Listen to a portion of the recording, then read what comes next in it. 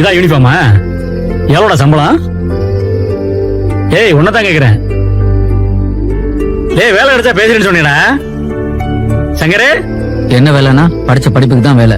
ரோவேன் electric company Mahindra சிட்டில இருக்கு. மாசம் 40,000 ரூபாய் சம்பளம். சாப்பாடெல்லாம் நான் கேண்டீன்ல பாத்துக்கிறேன்.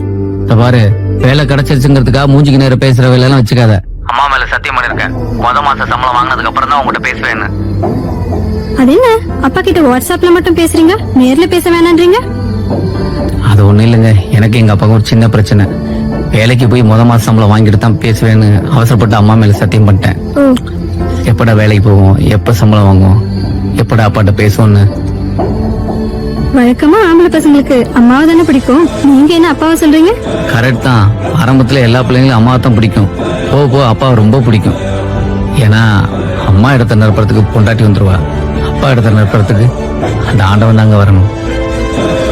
எனக்கு மட்டும் இல்லைங்க, எல்லா பிள்ளைங்களுக்கும் அவங்க அப்பா சாமி மாதிரி.